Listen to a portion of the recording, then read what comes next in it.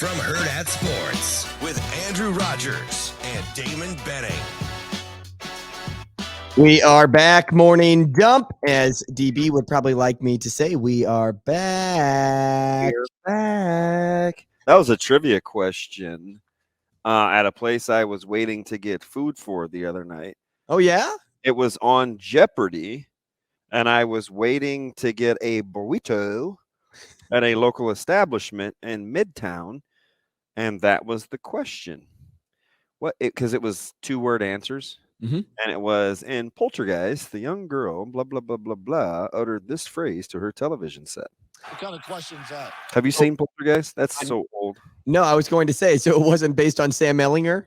No. Was it they're here or they're back? She said they're back. I think it's they're back. They're back. It's been a long time since I've seen any of those movies.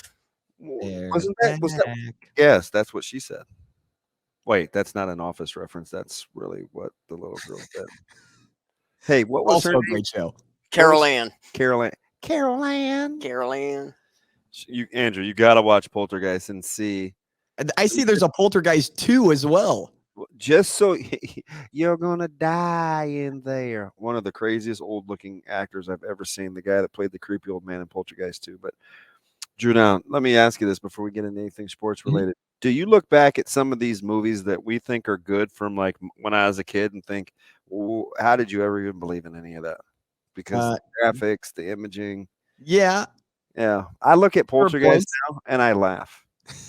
I'm like, wow, this kept me up at night. I didn't want to turn on my TV when it went staticky because of this. I would say most movies, 90% of them have maybe a 20-year lifespan. And that's about it. And that's about it. If it goes more than 20, then it's probably a really, really good movie. So any movie that you've been watching that you were a kid, Andrew, you've got a few more years to enjoy those before it gets past the. Hey, I don't know. I mean, there are plenty that I'm like, oh man.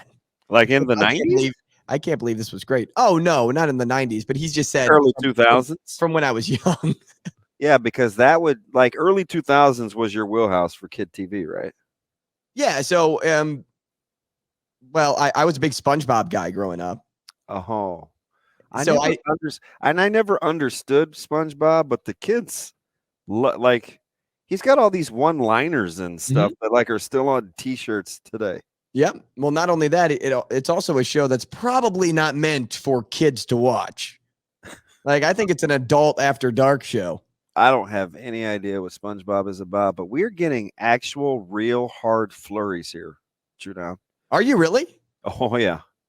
Yeah, like it is officially snowing on 126th and Harrison in Omaha, Nebraska. Well, we did talk about weather right off the top of the show, which that's what our strength is. So yeah, it's going to rain. Hey, did you see any accidents? I did not. No accidents. Well, good on Omaha drivers. Yeah, well, don't hold your breath, though. This one might be one of those days. Oh, good. I was going through Twitter, too, as well, and we've been getting some comments of, where can we find Morning Dump? So it's a good thing I teased Morning Dump, so that we're bringing them here. And I'm assuming it's because I told people we would keep talking about college basketball and Creighton and Nebraska because we had yet to get to them. But we also had somebody else comment that says, you guys are in Lincoln now. We don't care about Creighton. Oh, that's my man, Josh. JB from Triple B. He makes the greatest T-shirts on the planet. So I'm going to comment back. Good morning, Triple B. Yeah. Yeah, Josh is great. He's he's super sarcastic, though. But we appreciate him joining the show. The joke in Lincoln is nobody cares about Creighton east of the Platte or west of the Platte. Okay. So I don't know if that's true or not, but that's what the Lincoln folks always tell me. Well, we'll continue with Creighton for a hot minute here because I want to get to our poll question, and then we'll jump over to Nebraska. So the poll question that I had set forth today, DB, was this. Say the Jays find their stride again when Kalkbrenner comes back. Would he be considered the most irreplaceable player in college basketball? No doubt. He fills so many holes for Creighton. He's the missing piece. Is it not the most, but top 10 for sure? Or are there too many other choices that this question should just be thrown out the window? Your thoughts there? Well, relative to where they were ranked in the preseason and how they played without him, it's probably he's relevant. Yeah, Right. yeah, he's definitely relevant. So And if you look at this team and based on the question, of course you could say like, oh no, it's Drew Timmy, or oh no, it's Oscar Shibwe, or oh no, it's Baycott or Love or whoever. Of course you could go into those different scenarios. did you not see Jaime Jaquez working out on Toshibwe? Mm-hmm. Oh my goodness. UCLA is one of those teams, man. Keep an eye on the Bruins. Don't let those couple of early season losses fool you. That's a good basketball team. They're a very good team. Another reason why I put some money down on them to win the national championship. But Jeez, man, you're such a degenerate. degenerate, I only put like $5 down. I put $5 on Creighton too. Go Jays. That was like plus 350. Shane, is our guy Scotty still in the system? No, I need to get him back in the system. Oh, why do you keep saying that? Like, where are Well, all those things? They're in, I don't know. They're in purgatory right now. Is that the word? Purgatory. I don't know. Sure. That's I don't even know what that word means, but I'm using it anyway. Purgatory? Yeah. Is it too big? Is that what you know? Well, when you're a 5-footer, everything's big, isn't it? No, Not really? No. No. Put that crap on me. My bad. No, but what going Kalkbrenner's way here, Creighton, it's obvious that they worked their offense through him. And also defensively, he provides his not only just shot blocking ability, but he just takes up a lot of space in the paint. So teams have a hard time scoring points in the paint. Yes, you could say Shireman and Nemhard get their points too on offense and create looks for themselves too. But more times than not, if a shot's not going in, who's down low to pick up the slack? It's Ryan Kalkbrenner. And we had chatted on the show. He had 19 straight at one point this season already. If you take him off of the team, if you pluck him away, that's why this team isn't connecting on all cylinders. But if you put him back and they do rise again to greatness, that's where he comes into conversation as the most irreplaceable player in college basketball, because he makes his team the best that they can be. It seems like it's a little hyperbole, but again, given where they started in the top 7 for almost everybody in the country and them having the 4th best odds to win a national championship, you may be right. So doesn't sound right to hear out loud. No, of course, because there's so many other options out there. And that's actually what tied for the best. Too many other choices, 41.7% of votes. Not the most, but top 10, 41.7%. That's more of the safe play. But there are 16% of our listeners that think, hey, no doubt, he's the missing piece, and he is the most irreplaceable player in college basketball. Now, there are other players out there.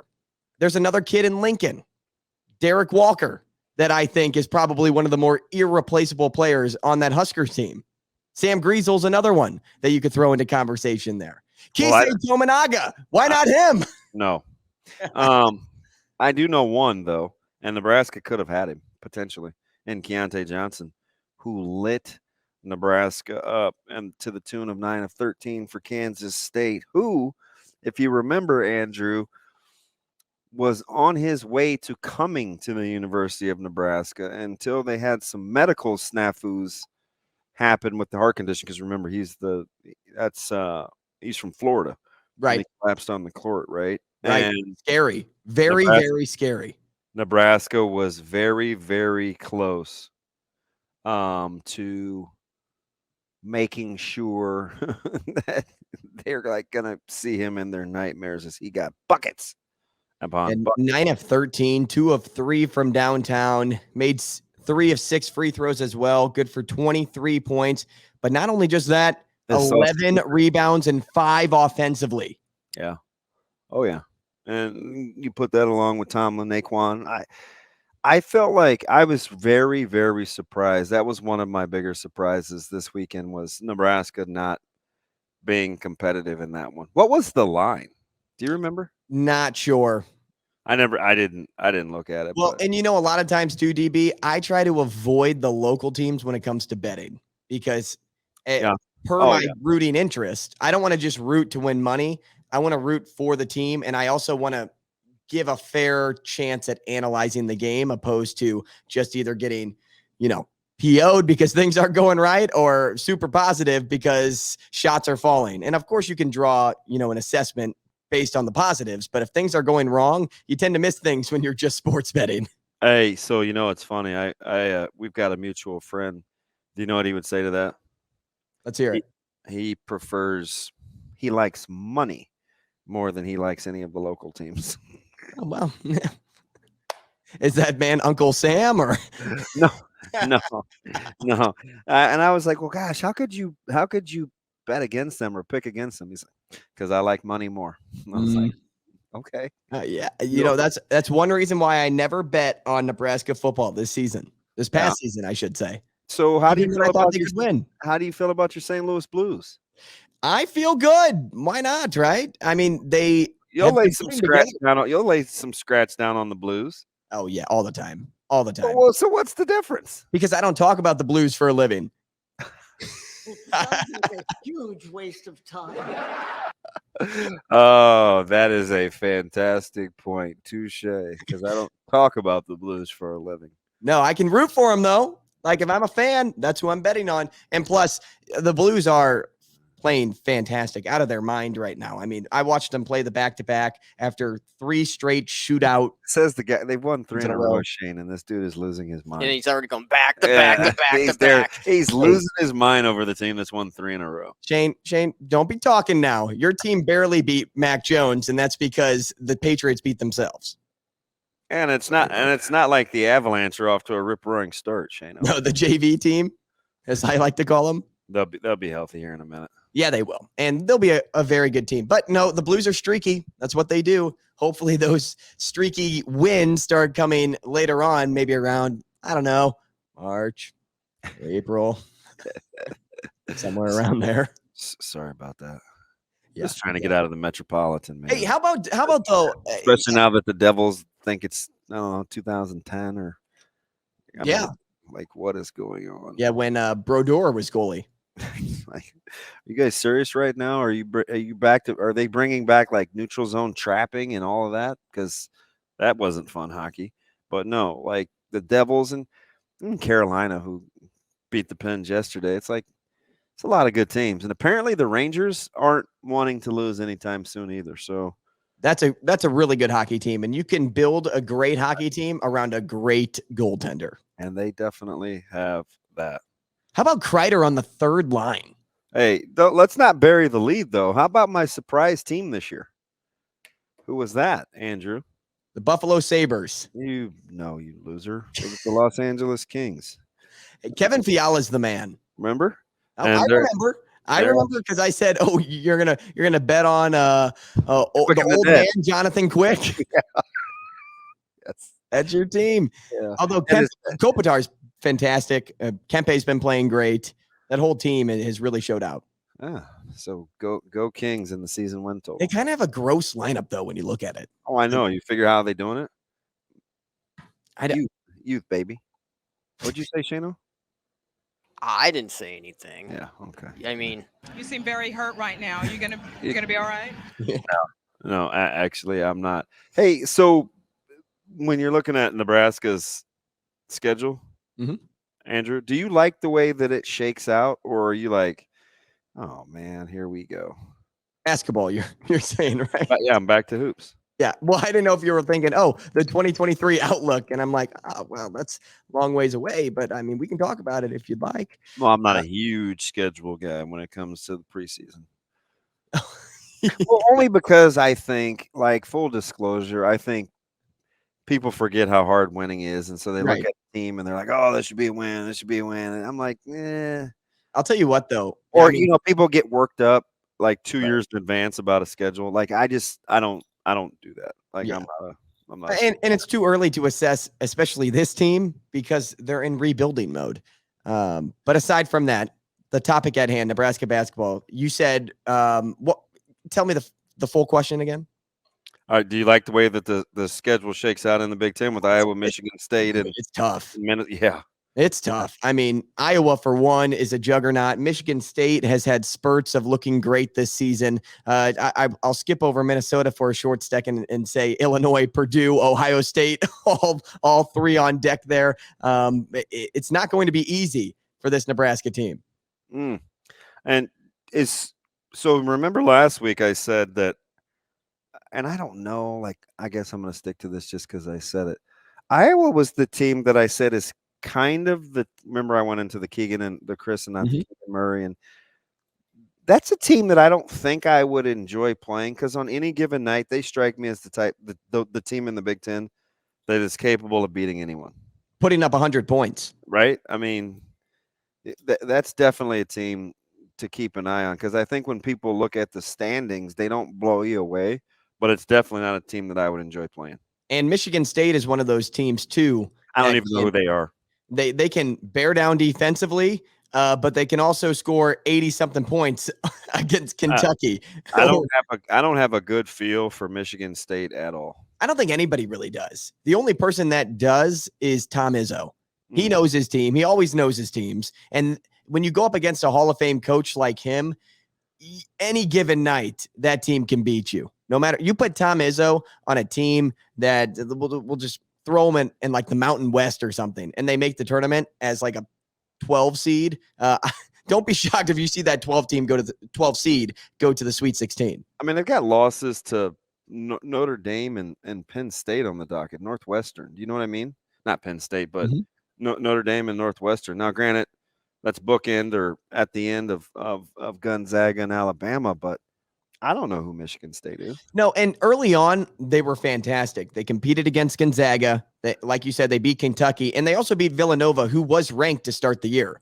So Kentucky's another one of those teams, though, Drew Down, I don't feel like I have a good gauge on because, I mean, I watched Severe Wheeler. I watched Wheeler. He didn't shoot a jump shot until like 30 minutes into that game the other day. And I was like, how are you going to beat UCLA and you won't take a jump shot? Kentucky is one of those teams, as you said, that it's hard to gauge who they are. But I'll tell you what, that's also a team that come conference play and conference tournament play, whether they're the 3, whether they're the 1, whether they're the 8, they could go all the way.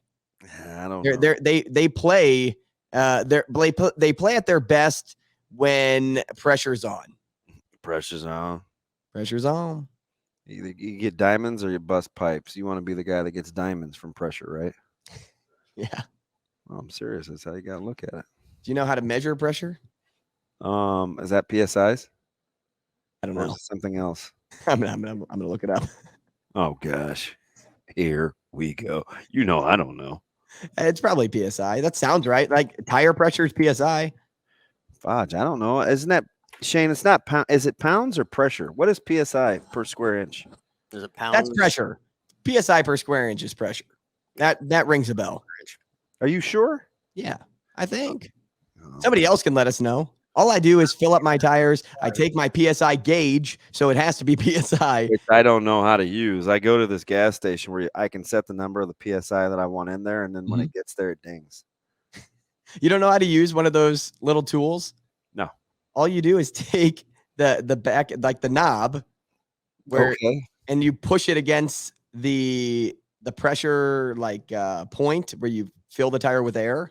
Yeah. And then it shoots out the little stick at the bottom to tell you what your PSI is.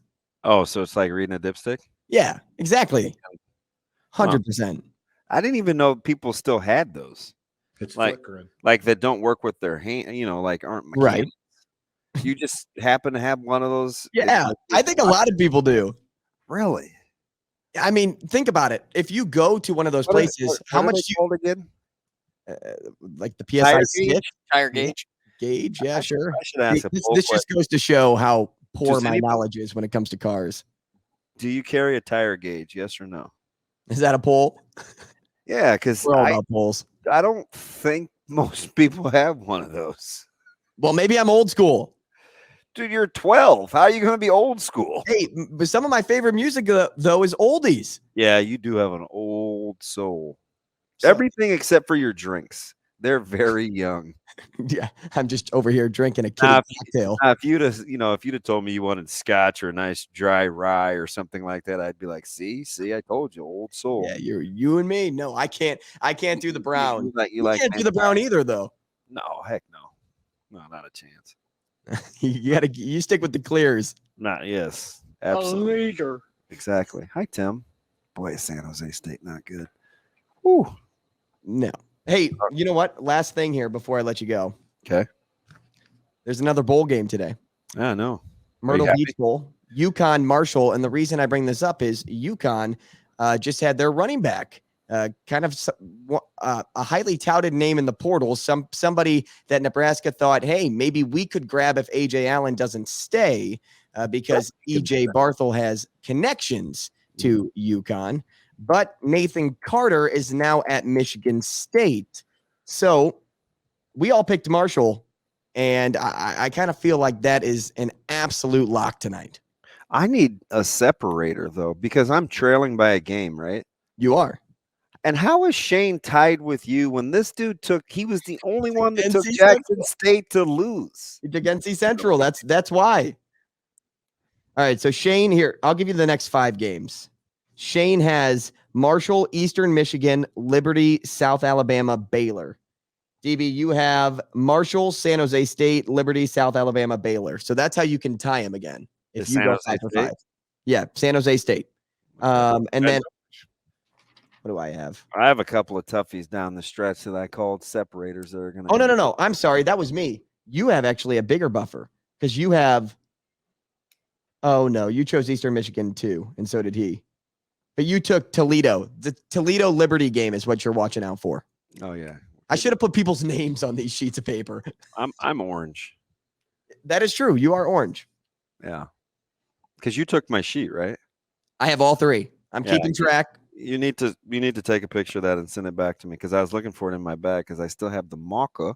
The mock. Did Zoe pull it out? Yes. Gal. How was Mrs. Fizzle today? I don't know where Mrs. Fizzle is. Is that her name? The Or is it Frizzle? It's Frizzle. Frizzle. Miss Frizzle? Last time I saw Miss Frizzle, she was in the Barbie car, like somewhere under the entryway. I love your wife because I know that my future wife, whoever that may be, is going to be the exact same person. Whoa. Does Ashley know she's on the open market now? Because if we're out here, if we're out here entertaining 4 or 5 other folks, man, I don't know, man. She may be the last to know. All right. We simply can't do Takes a that couple. at this Don't do time. anything for at least a couple years, though, Drew Down. Right. Well, I'm Take telling it you. easy, right? Yes, Take it easy. 30. 30 is the 30. barometer. We'll just see where it goes. And that's not 30 may be the kid barometer for somebody like her. Whoa. Run, don't walk. Totally kidding. You kid because I care. And I love you for it. No, I can't put her on the market though, because I don't need you trying to snag her up now. Oh no, man. It's too young. Too young. When Good to know. we were young. Good to know. Hey, who's the lady that lost all the weight Forever that's with Rich Paul now? Severe loves her. What's her name? Adele. She has one of those songs, When We Were Young. Great she's got all song. the songs. Did she really just buy the president of Clutch Sports a mansion, or is that rumor? Because he can buy his own mansion. Although 65 mil is a big number. Hey, I'll take a house too if anybody's offering out there. No. We simply can't do DB, that. you want to help me out? No, I do not have you. You want to help me move? I'll give you pizza and beer like everybody wants nowadays. I am not drinking beer. A lot of the great ones. You know, that is the most. Here's a PSA for everybody out there: don't offer pizza and beer for to your friends for helping you move. I don't even think you anymore. should put. I don't even think you should put your friends in that sort of conundrum because I'd like to say no. There's nothing worse than moving. No. But you probably feel compelled because you guys are friends, and it's like, oh, pizza and beer, and it's like That's a bunch of BS. That deal sucks. Like I don't want to do that. Nobody wants to move. I don't want to move myself. So why would I ask you to move my stuff? Exactly. For pizza and a beer? Golly, no way. Hey, tomorrow we'll draft up another great show for you, but this is how we wrap up Morning Dump today. Thanks for joining us. Coffee and Cream again tomorrow morning, but if you missed anything, check out the podcast from that show. That's Hail Varsity Radio, wherever you get your podcast. That's Apple, Spotify, or you can find Morning Dump underneath Hurrdat Sports. Excuse me. I said Hurrdat as if like Zoe was talking through me now. Wow. DB. But little girl. Oh, it's okay. No, she's one of my favorites. Wait till she comes in here. She'd tear this place apart. Hey, I got a special surprise for our listeners later this week, too, for something that they'll hear on the show. So nice. Let's go. Stay tuned for that. But as we head off, catch us on podcast, catch us on Twitter. That's at Damon Benning, at Andrew Rogers TV, or the show at H Varsity Radio. Said it as it sounds, as it's spelled. Thank you. We'll see you next time. A Hurrdat Sports Network production.